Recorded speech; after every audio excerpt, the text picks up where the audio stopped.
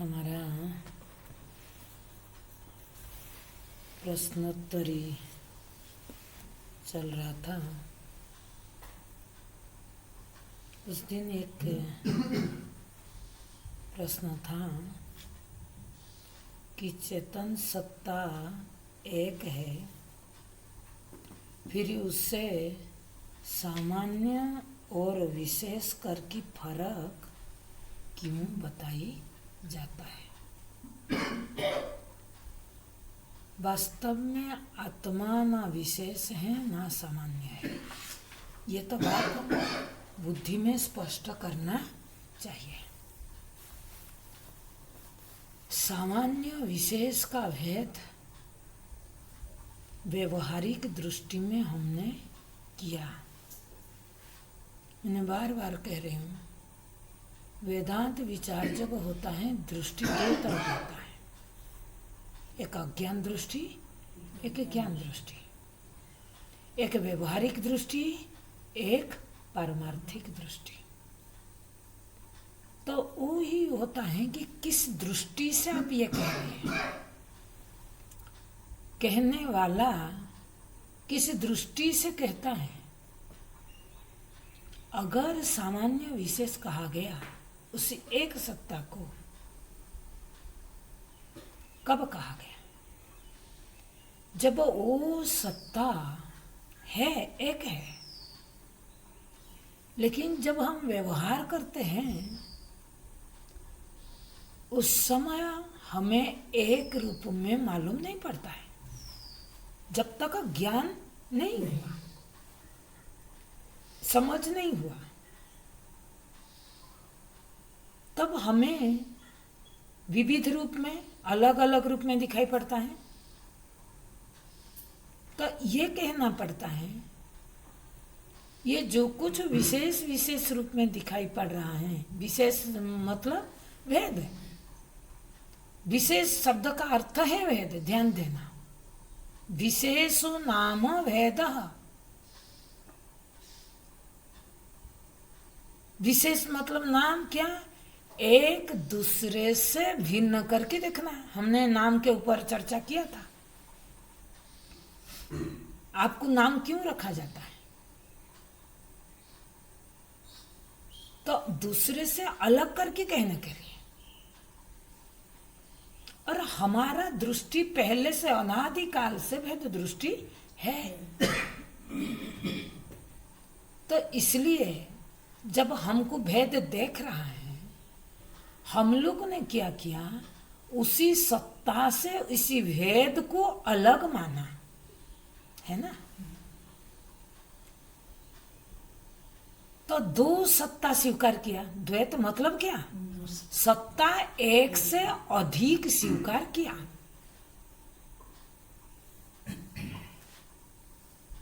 तो इसलिए कहना पड़ा कि सत्ता अनेक नहीं है,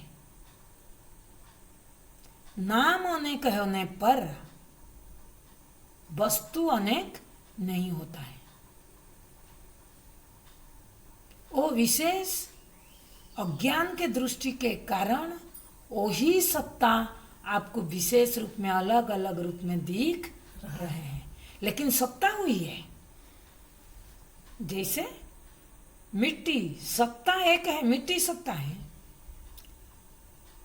लेकिन वही मिट्टी सत्ता जब मिट्टी को लेकर के हमने घड़ा बनाते हैं, दिया बनाते हैं, अलग अलग सामान बनाते हैं, वो मिट्टी का क्या कहेंगे? विशेषता है। मिट्टी विशेष बन नहीं गया, विशेष विशेष रूप में प्रतीति हुआ, दिखाई दिया। उसी तरफ ये जो जगत और जीवी, ये विशेष नहीं है, विशेष कोई नामक सत्ता है नहीं, वही सत्ता व्यवहारिक दृष्टि में विशेष विशेष रूप में दिखाई पड़ रहा है नहीं। और मिट्टी ने घड़ा नहीं बनाया। घड़ा बनाने वाला कौन है? आपके अंदर जो व्यवहार शक्ति है, कर्म वासना ही मिट्टी को एक घड़ा की आकार दिया। विशेष का आकार किसने दिया? आपका वासना ने दिया, अविद्या ने दिया। परमात्मा विशेष रूप में बना नहीं। मैंने इसीलिए आरंभ में कहा, सत्ता ना विशेष है ना सामान्य है। आपको कुछ जानना है, आपको व्यवहार करना है, तो इसलिए कहना पड़ता है कि आप अगर अलग सत्ता विशेष को नहीं मानते हैं तो ये कहना नहीं पड़ता है वही सत्ता विशेष रूप में दिखाई दे रहा है, लेकिन विशेष फर्क नहीं किया गया सत्ता से। सामान्य भी है वैसे। सामान्य का परिभाषा उस दिन क्या बताया था मैंने? जाति सामान्यत। विशेष का परिभाषा क्या? विशेषो नाम भेद। जाति सामान्य कैसे हमने कहा था उस दिन कि जैसे अनेक गाय है और अनेक गाय में एक सामान्य क्या है? गोत्व है ना। सभी गाय में गोत्व जो है वो सामान्य है। गाय, एक गाय दूसरे गाय से देखने में भेद होगा, व्यवहार भेद होगा, लेकिन उसी भेद में भी एक सामान्य है, एक अभेद है। अभेद तो नहीं कहेंगे, अभेद कहेंगे तो गलत हो जाएगा। सामान्य है, सामान्य मतलब समानता है। वो क्या है? गोत्व। हमें जैसे मनुष्य एक जाति है, लेकिन सारे मनुष्य, सबको मनुष्य कहा जा रहा है, लेकिन सब समान है नहीं।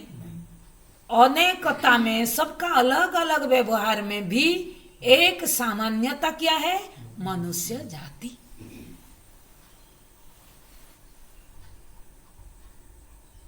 तो जो आत्मा को सामान्य फर्क कौन करता है? वेदांत कभी सामान्य नहीं मानता है। क्यों? उस दिन मैंने ये चर्चा उठाई थी फिर से, क्योंकि वो थोड़ा कंफ्यूज था, तो मैं फिर से इसको उठा रही हूं कि सामान्य दूसरे दर्शनों ने माना। आत्मा को लेकर के अलग अलग दर्शन, अलग अलग मान्यताएं रखते हैं। तो ये सामान्यता सांख्य दर्शन का मान्यता है कि आत्मा सामान्य है, अनेक में एक है। तो इसका अभिप्राय क्या हो जाएगा कि पहले से अनेक था, अनेक में एक प्रवेश किया, यही होगा ना। कोई गोत्व से, अगर गोत्व सारे गायों में सामान्य है, सारे मनुष्य में मनुष्यत्व सामान्य है, वो मनुष्यत्व सारे मनुष्य में प्रवेश किया नहीं ना। या जब मनुष्य नहीं रहेंगे, मनुष्यत्व नष्ट हो जाएगा क्या? दुनिया ने क्या माना? ईश्वर सर्वत्र है, मतलब अनेक में एक है। इसी अनेक में एक को कहा गया सामान्य। इसी सिद्धांत को वेदांत ने निषेध किया।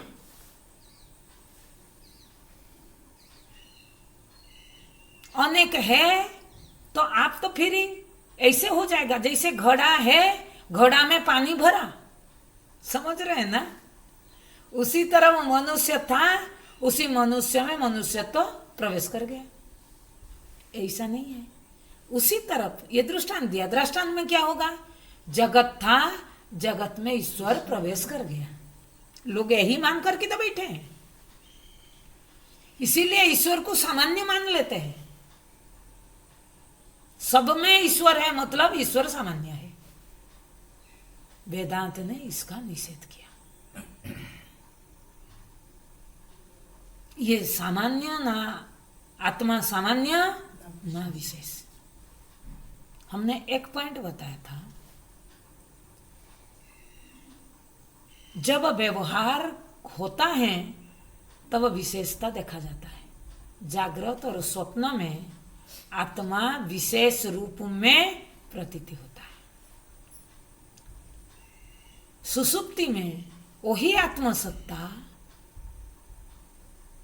सामान्य रूप में प्रतीति होता है। माने सभी में आत्मा सामान्य रूप में विद्यमान है। अनेक मनुष्य है, ये मानते हैं, ये धरातल है, लेकिन स्वरूपावस्थान में ना सामान्य है ना विशेष है। ये जो सुसुप्ति और जागृत स्वप्न हमने कहा, यह अज्ञान के दृष्टि से है ना नहीं, व्यवहारिक दृष्टि से है ना नहीं है। विशेष कब दिखता है? नाम रूप जागृत और स्वप्न में। सामान्य कब होता है? जब विशेषता का अभाव हो जाता है। लेकिन आत्मा सामान्य नहीं है। अगर सामान्य मानेंगे, सामान्य का ज्ञात सामान्य धरातल पर नहीं होता है। हमारा तो यहाँ ज्ञात होना चाहिए आपको। सुसुप्ति में हम है, ये जागने के बाद कहते हैं, लेकिन सुसुप्ति अवस्था में कोई नहीं, किसी को अनुभव नहीं आता है कि मैं हूं। इसीलिए तो सुसुप्ति को केवल दृष्टांत के लिए लिया जाता है। लेकिन कोई कहे सुसुप्ति दशा जैसा आत्मस्वरूप स्थिति होगा, नहीं। सुसुप्ति का कुछ अंश लिया गया, पूरा सामयांश नहीं। क्या सुसुप्ति में जब जगत का अभान होता है तब शांति का महसूस होता है। मैं सुख में सोया था, क्योंकि हम लोग को सुख और शांति को विषय से कनेक्शन करते हैं कि हमारा पास कोई विषय होगा, कोई सामग्री होगी, तब मुझे सुख मिलेगा। बोले कि अगर इससे मिलता, आपसे भिन्न किसी से सुख होता, तो गाढ़ निद्रा में आपने जो कहा मैंने सुख में सोया था, गाढ़ निद्रा का जागने के बाद आपने जो अनुभव किया, जरूर आपने ऐसे था होगा, वहां तो विषय नहीं था। तो प्रश्न आएगा सुख आया कहां से? तो इसका अभिप्राय क्या हुआ कि विषय से सुख नहीं, सुख आपसे है, आप में है। सुख के लिए किसी ग्रहण का जरूरत नहीं है। हमने सुसुप्ति से देखा, जब त्याग होता है विषय, हमें सुख का अनुभव होता है। इसको स्वरूपावस्थान में, जागृत अवस्था में आप अपने स्वरूप में महसूस करने के लिए दृष्टांत दिया गया है कंस में। लेकिन सुसुप्ति जैसा आत्म स्वरूप स्थिति कोई मान ले तो गलत हो जाएगा।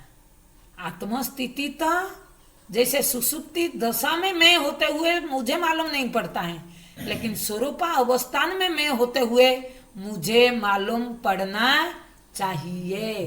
फर्क यही है।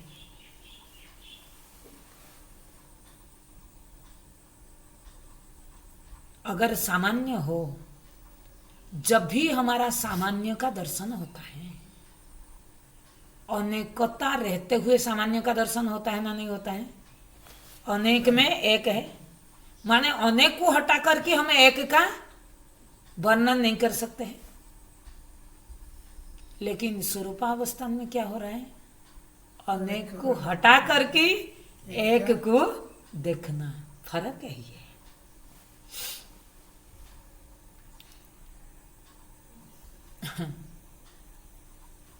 इसीलिए मैंने एक संख्या का भी व्याख्या किया था।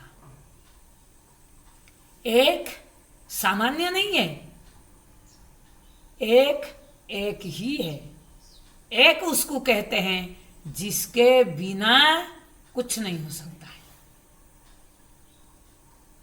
जिसके बिना किसका पहचान नहीं हो सकता है, जिसके बिना किसको सत्ता नहीं मिल सकता है। यही बात है।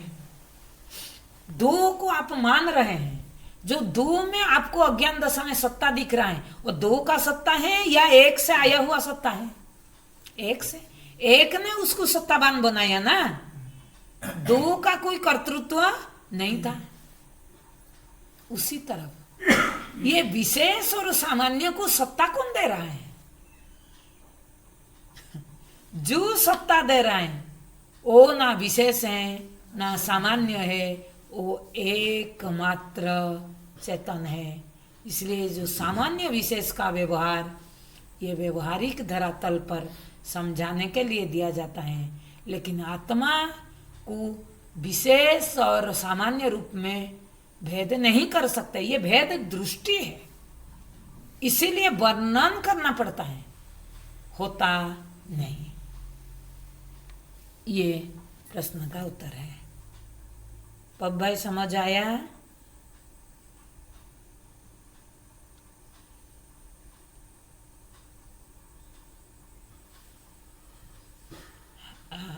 ने पप्पू भाई का प्रश्न था ना? हाँ हाँ ठीक, आगे चलते हैं। आगे जो प्रश्न था, हमारा जीवन शैली कैसी होनी चाहिए, उसमें मार्गदर्शन कीजिए। वो प्रश्न 2 बड़ंकल का भी था कि वेदांत साधक को आत्मविद्या प्राप्ति के लिए जिस योग्यता जरूरत है उसी योग्यता को जानने के लिए हम कैसे जाने, किसको लक्षण को देख करके हम जाने कि ये आत्मविद्या प्राप्ति के अधिकारी है। सेम प्रश्न है। जो जीवन शैली का बात बता गया, किसके लिए जीवन शैली बता गया? आत्मविद्या के लिए। ये थोड़ी दुनियादारी व्यवहार के लिए बता गया कि हमारा जीवन शैली बिल्कुल ये सबको जानना चाहिए। हम लोग ना ब्रह्म विद्या में जब प्रवेश करते हैं, हम लोग सोचते हैं मैं जैसे चल रहा हूँ, जैसे जी रहा हूँ, मेरे व्यवहार में कोई बदलाव नहीं करूंगा। हाँ? तो ऐसे अगर होता ना, सारे अज्ञानी को ब्रह्म विद्या प्राप्ति हो जाता। नहीं, सब सुनने मात्र से अगर ऐसे उठपटांग जिंदगी सब जियोगे और ब्रह्म विद्या मिल जाएगा तो सब ब्रह्म ज्ञानी हो जाते हैं। भागवत में एक प्रसंग आता है, जब गोकर्ण ने भागवत सुनाया धुंधुकारी को, पूरा सारे ग्रामवासी भी आए थे सुनने के लिए, लेकिन भागवत श्रवण के बाद एक ही विष्णु लोक से एक ही रथ आया धुंधुकारी को लेकर के जाने के लिए।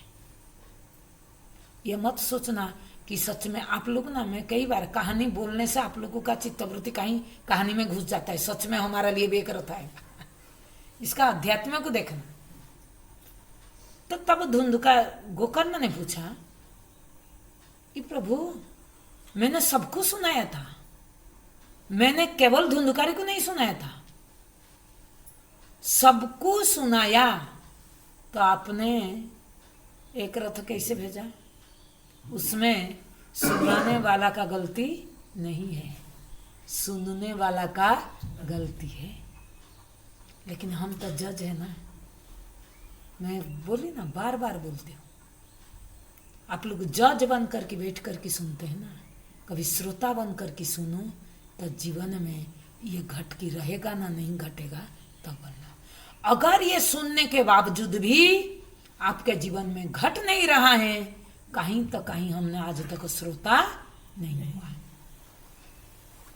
तो वहां पर जो विष्णु लोक से आए थे उनने क्या कहा कि सबने भागवत सुना, लेकिन धुंधुकारी ने श्रवण किया। मैंने बार बार इसलिए कहती हूं, सुनने से ब्रह्म विद्या प्राप्ति नहीं होता है, श्रवण करने से होता है। श्रवण में एक विधि है, जिस विधान से हमको श्रवण करना है। अरे श्रवण करने के लिए भी सब सुनते तो हैं, बैठते हैं, सुनते हैं, लेकिन श्रवण क्यों नहीं होता है? उनमें कुछ खामी है। श्रवण के लिए जो योग्यता जरूरत है, वो योग्यता हमारे पास नहीं है।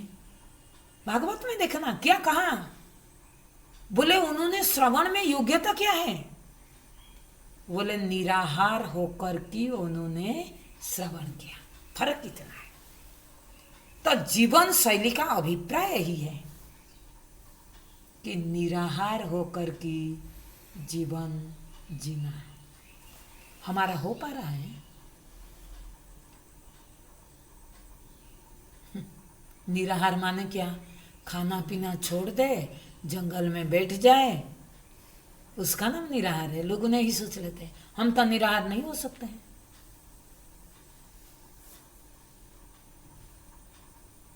तो फिर श्रवण नहीं हो सकता है।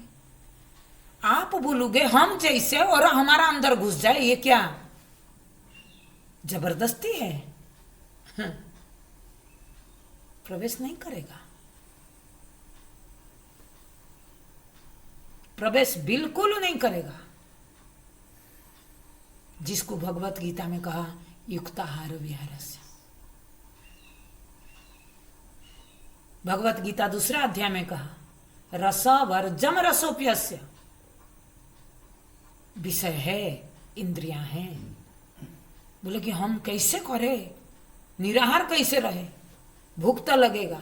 यहाँ आहार शब्द का अर्थ केवल अन्न नहीं, अन्न तो 5 विषय को भी कहा जाता है, आहार भी 5 विषय को कहा जाता है। आर्यते इति आहार, जिसको अंदर लिया जाता है। क्या लेते हैं? केवल ये जो भोजन करते वही लेते हैं? नहीं ना। श्रवण लेते हैं, स्पर्श लेते हैं, सुगंध लेते हैं, गंध लेते हैं, रूप लेते हैं, क्या नहीं लेते? 5 विषय जाता है। शब्द, स्पर्श, रूप, रस, गंध, ये 5 आहार है। उन्होंने निराहार होकर के बैठा। मतलब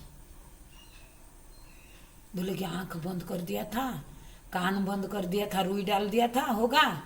हाँ, मुंह बंद कर दिया था, मौन रहता होगा? हाँ, ऐसे सुना होगा। हम पूरा मौन रहते, किसी से बात नहीं करते। हमको क्यों नहीं होता है? मौन उसी का नाम है, मुंह बंद करने का नाम मौन है।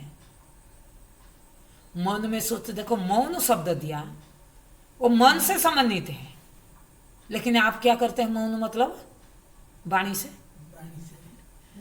मुंह बंद करना, लेकिन दिमाग में खूब दिमाग को चलाना, इसका नाम मौन है।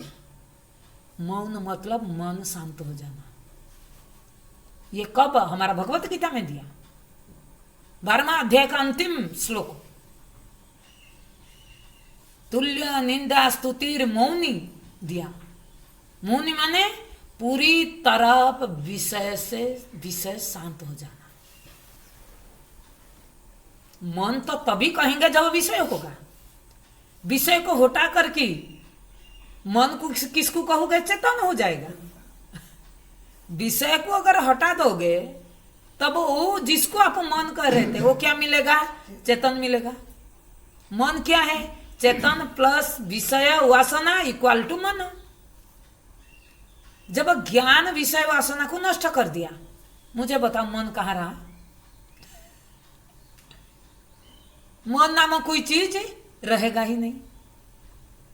फिर भी हम लोग सोचते हैं ज्ञान होने के बाद मन तो रहता है। व्यवहार कैसे होता है ज्ञानी का? ज्ञानी का व्यवहार मन से नहीं होता है, ज्ञानी का व्यवहार प्रारब्ध से होता है।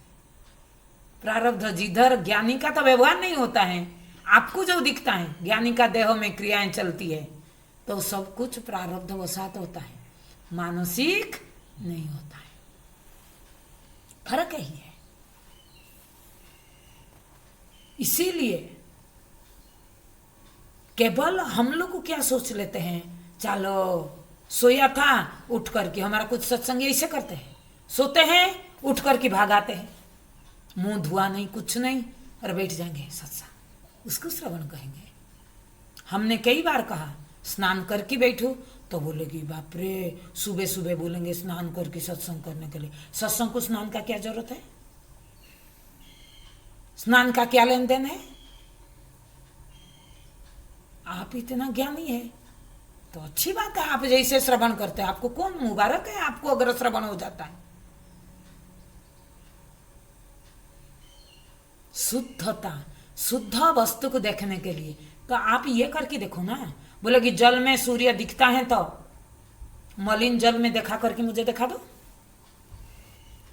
जल है ना, आप बोल रहे हैं जल में तो सूर्य दिखता है, लेकिन शुद्ध जल में दिखता है या मलिन जल में दिखता है? तो आप बोलोगे जल को साफ करने का क्या जरूरत है, जल में तो सूर्य दिखेगा। देखा करके दिखाओ ना। जो सोच लेते हैं वेदांत में ये सब कुछ जरूरत नहीं है, सब जरूरत है। जिसने किया उसने पाया, जिसने करेगा उसने पाएगा, जो नहीं करेगा आप मुंह पर। आपको मुझे बताओ, आप लोगों को कितना इतना क्यों बोलना पड़ रहा है कि मैं हूं, मेरे को पता चल गया।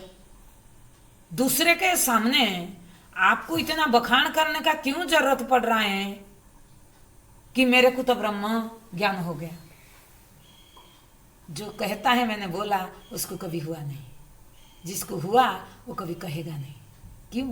ब्रह्म ज्ञानी को ब्रह्म ज्ञानी ही पहचानता है, अज्ञानी नहीं पहचानेगा। और ब्रह्म ज्ञान का लक्षण जो दिखना चाहिए व्यवहार में, जो वो आपके अंदर दिखना चाहिए। आपको वाणी में क्यों स्टाम्प लगाना पड़ेगा? आपका आचरण ही कह देगा आप ब्रह्म ज्ञानी हो।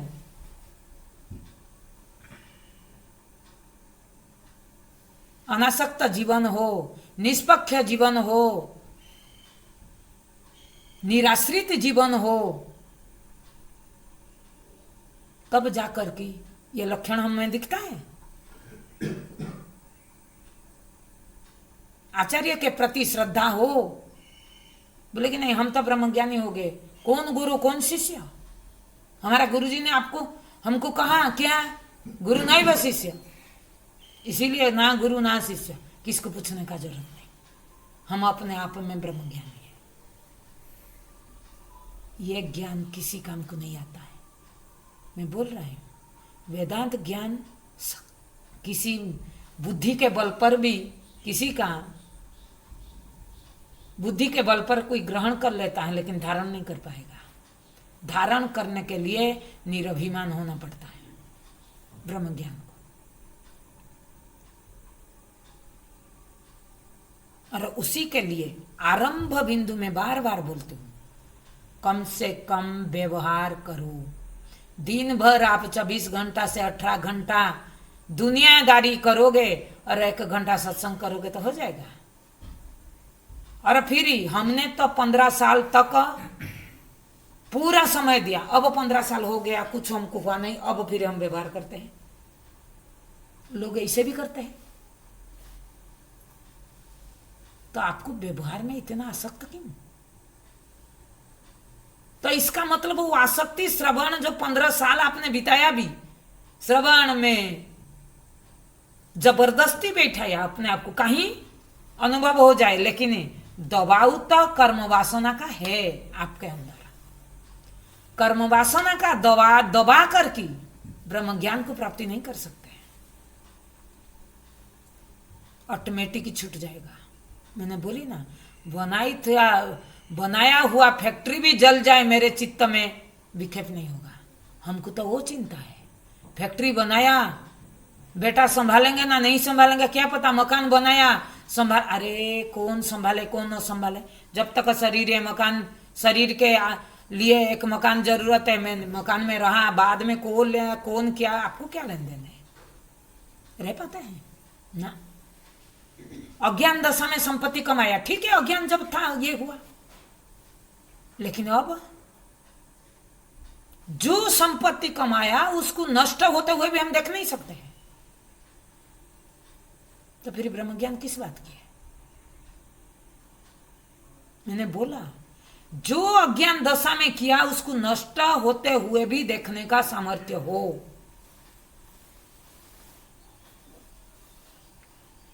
लेकिन गलत हुए में नहीं।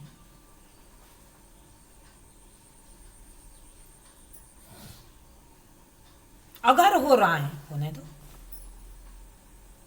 हमें अज्ञान दशा में परिवार बनाया, अज्ञान दशा में संपत्ति बनाया, वो तब मुझे समझ नहीं था, और वो भी महत्वाकांक्षा करो न करो, आवश्यकता पूरा करना, शरीर के लिए जीतना, वो चलेगा, लेकिन हमारा ज्यादा से ज्यादा महत्व बुद्धि कहाँ है? 60 साल के बाद हमारा महत्व बुद्धि जो हमने अज्ञान दशा में कमाया उसका रक्षण में कैसे करूं? बच्चे उसका रखवाल नहीं कर रहा है तो मैं क्या करूं? मुझे तो करना पड़ेगा। अरे बच्चे का जो देना है उसको दे दो, करे तो ठीक है, नहीं करे तो आपको क्या लेन देन है? लेकिन ना, बच्चे नहीं कर रहे तो मुझे संभालना है, संभालो। मरने के बाद कौन संभालने के लिए आओगे? दोबारा आओगे? जब आप जीते जी इतना छोड़ नहीं पाते हैं, है?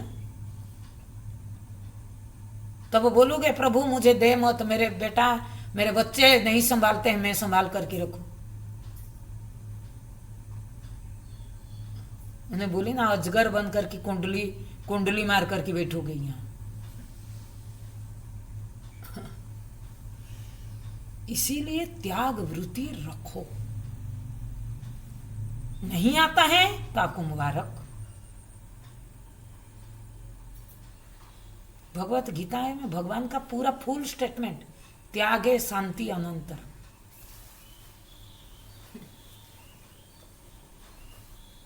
त्याग से शांति होता है। बच्चों को बर्बाद करने के लिए करोड़ों टंका खर्चा कर देंगे, लेकिन अगर कोई सत्संग के लिए खर्चा करना है तो 50 बार लोगों को सोचना पड़ता है। और फिर बोलोगे कि मुझे ब्रह्म ज्ञान क्यों नहीं होता है? जो सत्संग आपको जीवन दान देता है,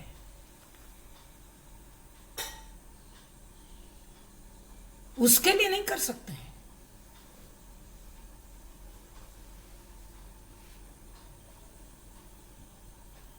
फिर बोलेंगे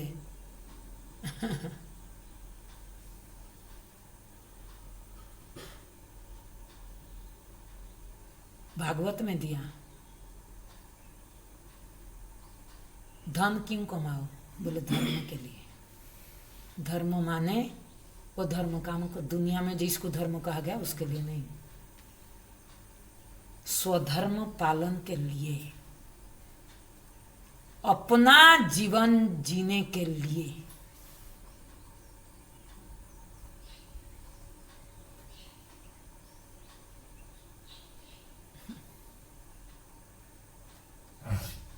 ऐसे होता है। जीवन शैली हमारा मूल बात है, समर्पण कहाँ है, उसके अनुसार प्रवृत्ति होती है, ऑटोमेटिक होगा। आप कितना भी कहो, आप कितना भी कहो कि मेरे को सब याद है, मैंने सब ग्रंथ पढ़ लिया, सब मेरे मेमोरी में है, मेमोरी में रखो, मेमोरी में रहेगा, जीवन में नहीं ना। ये तो ज्ञान जीवन के साथ जोड़ना चाहिए, मेमोरी के लिए नहीं। लेकिन ज्यादातर अब लोग वेदांत को मेमोरी में स्टोर करके रखना चाहते हैं। वो सिम कार्ड में भरा हुआ था, वो सिम कार्ड में बहुत डाटा भरा हुआ है, लेकिन जब तक मोबाइल पर नहीं दिखेगा वो सिम कार्ड किस काम की है? मोबाइल में फिट हो करके मोबाइल में स्क्रीन पर न आएगा, वो किस काम की है? ब्रह्म विद्या आपके स्टोरेज में है। मैंने बोली आपको कहना क्यों पड़ेगा? ज्ञानी कभी नहीं कहेगा। हमने इतना सुन लिया, इतना दिन से सुन लिया, बहुत सुन लिया, बहुत श्रवण कर लिया, आपने श्रवण अब तक किया नहीं, मान लो अगर नहीं हुआ तो ये पक्का सिद्धांत है आपका श्रवण नहीं हुआ। आपने सुना जो मैंने बोली गोकर्ण का, वहां दिया भागवत में श्रवण किया निराहार होकर की, मतलब आंख है तो रूप देखेगा, लेकिन वहां से सुख बुद्धि रखा नहीं कि रूप में जो देख रहा हूं ये रूप मुझे सुख देगा, उसका विषय में आश्रित, हमें जो सुख बुद्धि जब लेते हैं ना हम आश्रित हो जाते हैं विषय में, आहार में। धुंधुकारी ने अब विषय में आश्रित नहीं हुआ, आश्रय परमार्थ में है, श्रवण में हुई। फिर दोबारा उन्होंने गोकर्ण ने सुनाया, सबने सुना कि हमारा उनका जो कमी था वो कमी को उन लोगों ने पूरा किया। अब धुंधुकारी ने जैसे सुना था सारे ग्रामवासियों ने वैसे सुना, निराहार होकर के श्रवण किया। करो आप भी, हमारा जीवन शैली यही होना चाहिए। सत्संग करते हैं, थोड़ा सा रुआ, तबीयत कुछ थोड़ा सा हो गई तो आज सत्संग नहीं, मेरे सर दर्द हो रहा है ना, नहीं आज सत्संग नहीं क्योंकि वो रिश्तेदारी का काम था। तब महत्व हम किसको कितना देते हैं? जिसको महत्व देंगे उसी के लिए हम करेंगे। इसीलिए मैं बोल रहा हूं आरंभ बिंदु कम से कम व्यवहार करो। ये निराहार मतलब ये नहीं कहा गया आंख कान बंद करके चुपचाप बैठ जाओ। अनावश्यक व्यवहार करो मत। आज तक हम लोगों को सुनते तो हैं अनावश्यक व्यवहार करो मत, मैंने 1000 बार कहा, लेकिन मैंने कितना लोगों से देखती हूं कहीं तो अनावश्यक व्यवहार नहीं जाता है, खूब अनावश्यक व्यवहार करते रहते हैं। जहां जाना नहीं चाहिए वहां दौड़ते हैं, जिसके साथ संग नहीं करना चाहिए उसके साथ संग करते हैं। जो अन्न भोजन नहीं करना चाहिए वो भोजन करते हैं। हमने क्या कहा? उपनिषद में ये दिया, आहार शुद्धि सत्व शुद्धि। आहार अगर शुद्ध आहार होगा तो सत्व मतलब अंतकरण शुद्ध होगा, और निर्मल अंतकरण में ही आत्मज्ञान रिफ्लेक्टेड होता है।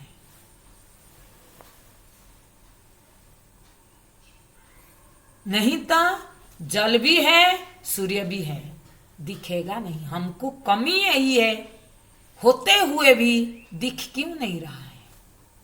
इसलिए उसके लिए क्या करना है? अंतकरण निर्मल होना चाहिए। हमारा जो कमजोरी अंतकरण का, फिर निर्मल बात जब आता है प्रश्न होगा अंतकरण का मलिनता क्या है? आज तक उसको पकड़ते नहीं, बस अंतकरण निर्मल, मेरा अंतकरण निर्मल गाना गाते रहते हैं। हम रोज सत्संग करते हैं इसीलिए अंतकरण हमारा निर्मल। मलिनता को समझो। ये अभिमान भी, मैं रोज सत्संग करता हूं, ये अभिमान भी मलिनता है।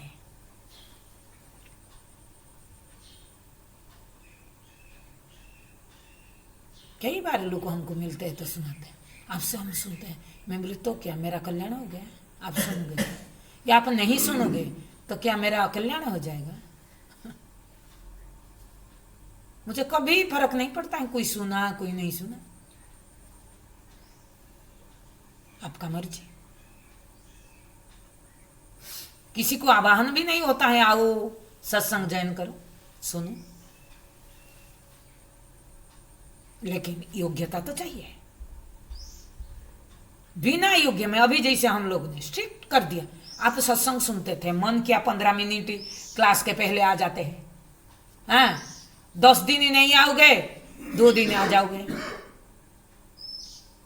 घी 10 दिन आया, 2 दिन, अरे रोज रोज बंद क्या करें। अभी मैंने जैसे आपको ज्ञाप दिया, वो 2 दिन आपने क्या किया होगा, आराम किया होगा, चलो 2 दिन ही रिलैक्स मिला।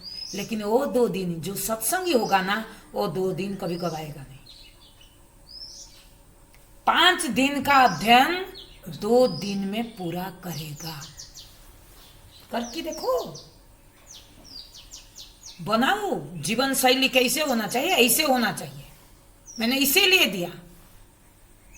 5 दिन श्रवण किया, 1 दिन 5 दिन को समेटाओ। 1 दिन ही नहीं हुआ, दूसरे दिन उसको रिपीट करके बुद्धि में बैठ जाएगा। भाई आपको बार बार अध्ययन करना नहीं पड़ेगा। और हमने कहा था जो श्रवण करते हैं उसी का एक सीक्वेंसली चलो। देखो 1-2 ग्रंथ के बाद आप कितना मजबूत होंगे, देख लेना, करके देखो।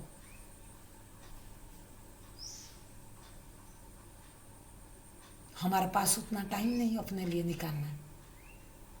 वही 1 घंटा, जो 1 घंटा सुबह बैठते थे, वो 1 घंटा बैठो ना। आज मिला है, चलो बाहर का काम कर लेते हैं, अच्छा हुआ। सत्संग का समय को दुनिया के लिए, इतना टाइम दुनिया के लिए रखा, पूरा पेट पूरा भरा नहीं। अभी मौका ढूंढते हैं कहाँ मिले और दुनियादारी में फंसे। जैसे रोज बैठते थे वैसे ही रोज बैठो।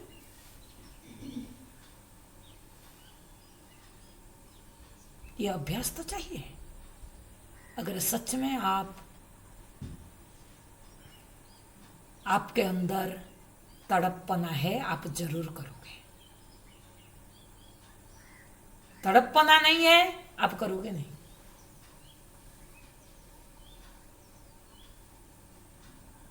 आपको ये विश्वास भी नहीं है कि अनुभूति कभी होगा, तभी आप करोगे नहीं। अगर ये विश्वास है जरूर ये अनुभूति होगा,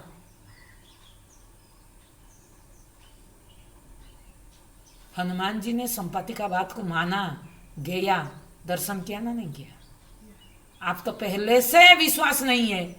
क्यों विश्वास हम नहीं करते हैं? क्योंकि प्रत्यक्ष में इतना आसक्त है। तो प्रत्यक्ष शक्ति के कारण, इसीलिए मैंने कहा जो प्रत्यक्ष का जो व्यवहार है उसको कम से कम करो। दूसरा, गड्ढे के तरफ सबका जिम्मेवारी माथे पर लेकर के बैठो मत। गधा बनना बंद करो। जितना करना है उतना करें। आवश्यकता से ज्यादा काम कब हम करते हैं? जब हमारा अंदर कामना, महत्वाकांक्षा रहता है ना? नहीं है। प्रभु ने हमारा शरीर के लिए जितना काम वो व्यवस्था करके दिया, ज्यादा आवश्यकता से जरूरत नहीं करना।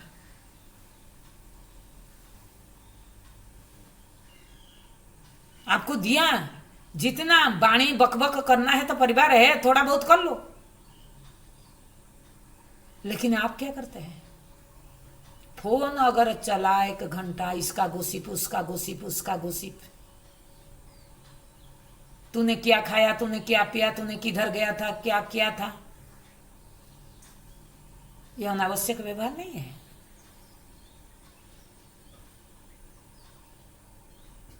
और संग कैसे करते हैं? मेरे बच्चे गलती किए तो माफ है, दूसरा गलती किया तो गलत है। ये प्रवृत्ति गया नहीं और आपको ब्रह्म ज्ञान है।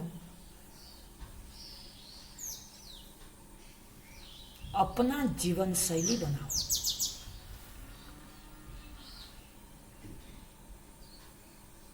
कि रोज में एक नियम, मैंने बोला था, रोज एक नियम बनाओ कि मुझे इस टाइम पर उठना है।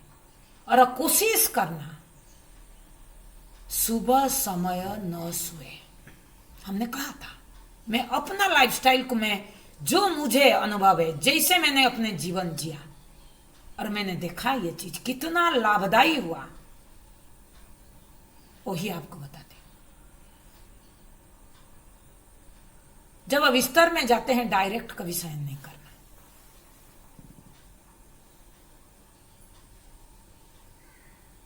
और जितना व्यवहार करो, और समय ढूंढना कि मैं व्यवहार से कैसे पतली गली ढूंढ कर के निकल जाओ।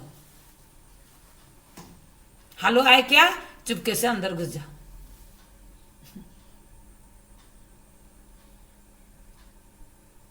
अपने साथ है, रोज कोशिश करना कि मैं अपने साथ कितना समय दे पाऊं, उसका लालसा रखो।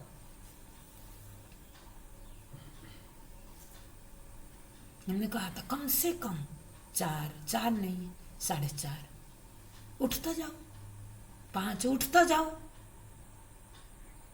ना, 7 बजेगा 8 बजेगा। सत्संगी 8 बजे उठ करके आंख खोल देंगे, 7 बजे तक आंख खुला नहीं होता है। ये सूर्योदय के पहले जो नहीं उठता है ना, उसका बुद्धि स्थूलता हो जाती है।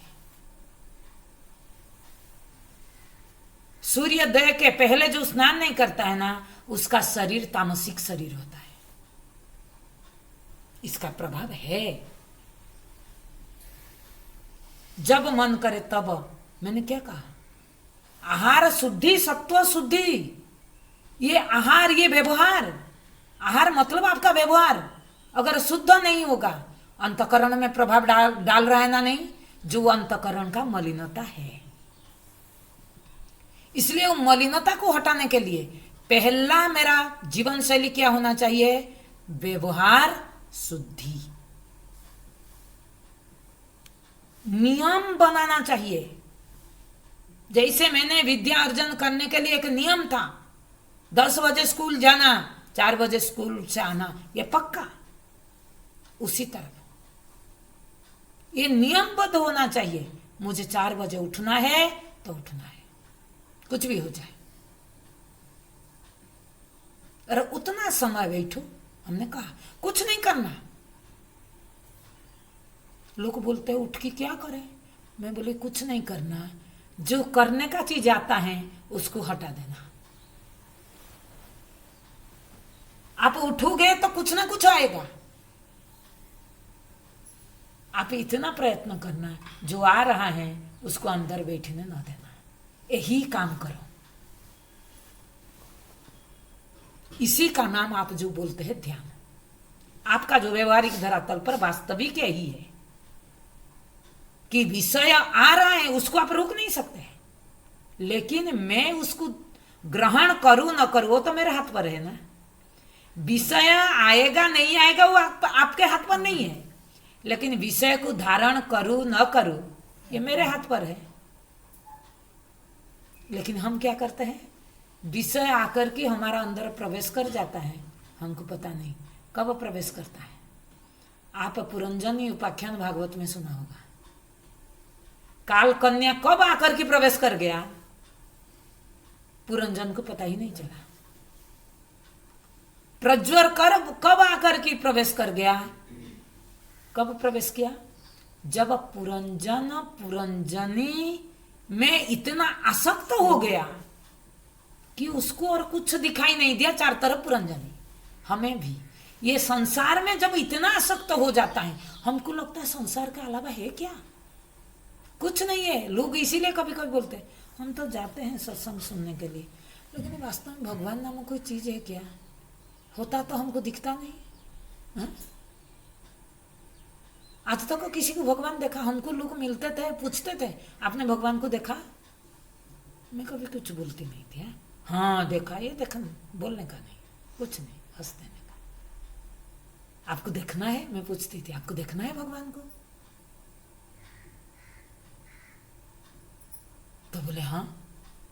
मैं बोले सत्संग करो, बोले तो हम तो बहुत दिन से किया, बहुत दिन से किया है, कुछ नहीं देखा आज तक, और करने से क्या देखेंगे। दुनिया तो जहीं तो देखो दुनिया ही दिख रहा है, भगवान कहाँ आएगा, कहीं जगह खुला रहेगा तो आएगा ना भगवान है, लोगों को ही लगता है।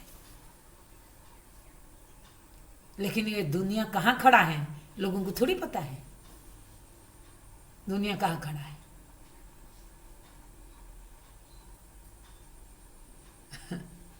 हमको तो लगता है कोई मेरे जैसे हाँ शरीर वाला सुंदर सा होकर के आकर के मेरे सर पर हाथ रख देगा और मैं फिर आज से काम करना छोड़ दूंगा, मैं जो मांग करूंगा वो सब ला ला करके पहुंचा देगा। हमको ऐसे भगवान जरूरत है, मेरे चाहत को पूरा करे वो भगवान हमको जरूरत है। आज तक किसी का दुनिया में ऐसे कोई भगवान नहीं है, आप जो कामना करो वो पूरा करते हैं। भगवान का ड्यूटी नहीं है वो कामना पूरा करना, भगवान का ड्यूटी है कामना खत्म करना। कामना उसी का नाम है जो पूरा नहीं होता है, हमने कई बार कहा। इसीलिए आप लोग ध्यान देना, जीवन शैली नियमबद्ध तरीका से जीवन को जियो। एक नियमबद्ध हो, शुद्ध आहार, शुद्ध विहार, शुद्ध निद्रा, क्या कहा, युक्त स्वप्न बबोधस्य, स्वप्न माने निद्रा।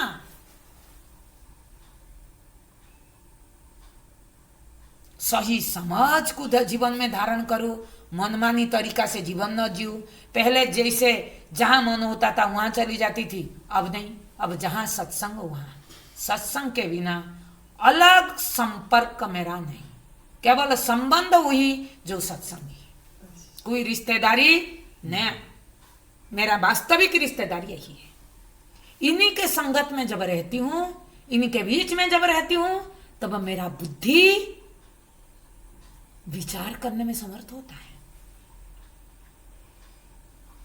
बहुत निभा लिया रिश्तेदारी,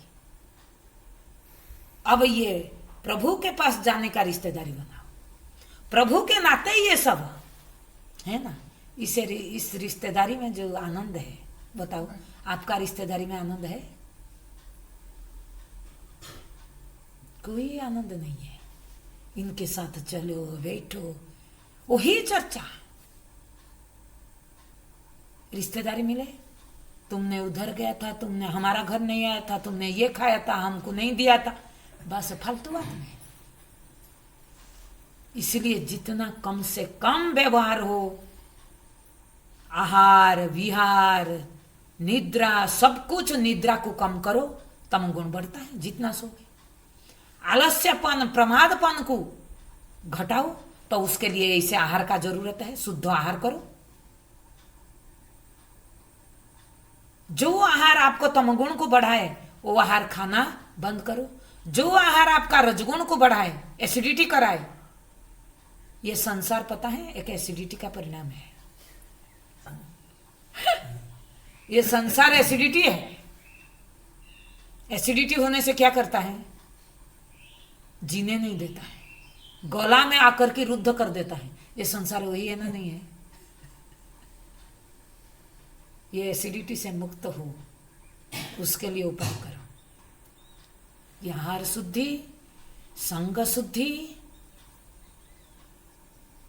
फालतू बात जहां वहां से हट जाना।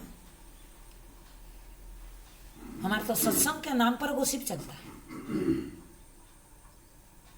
हम सत्संगी है, क्या पहचान है आपका?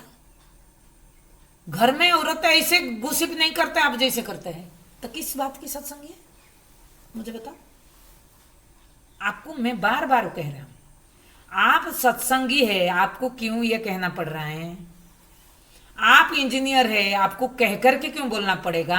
आपका काम बता देगा आप इंजीनियर हो। नॉल नील ने कह करके बताया क्या हम इंजीनियर है सेतु बंद बांधने में? नहीं ना। उनके पास वो योग्यता था, वही करने में समर्थ है, उन्हीं को बुला गया। कोई कह करके बोल रहा है मतलब आप है ही नहीं। आप अगर कहते हैं हम सत्संगी हैं, तब आप सत्संगी हो नहीं। कहना नहीं पड़ेगा, सामने वाला देख करके जान लेगा ये सत्संगी है। आपका जीवन में, आपका आचरण में, आपका व्यवहार में प्रभाव पड़ेगा।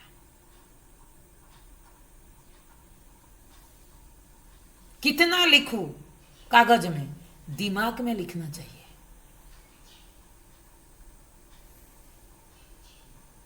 दिमाग में जो वृत्ति हमारा अंदर, ये तो बाहर व्यवहार है, अंदर आंतरिक व्यवहार को भी देखो। बहुत वृत्ति हमें प्रभावित करता है, और वृत्ति को सत्संग में जो वृत्ति मुझे प्रभावित करता है उस वृत्ति को मैं डिस्ट्रैक्ट करूं, कर पाएंगे? तो जरूर श्रवण होगा। आप बोलोगे उस वृत्ति को धारण करके मैं श्रवण करूं ना, अंतकरण मलिन तो वही है, उसको निकालना है। आगे कल देखेंगे। ओम तत्सत। अगर और किसी का प्रश्न है तो आप भेज सकते हैं। कल लास्ट प्रश्नोत्तरी रखेंगे। अगर भेजेंगे तो आगे बढ़ाएंगे, ऐसा कुछ नहीं है, लेकिन कल भी थोड़ा बाकी है। ओम तत्सत।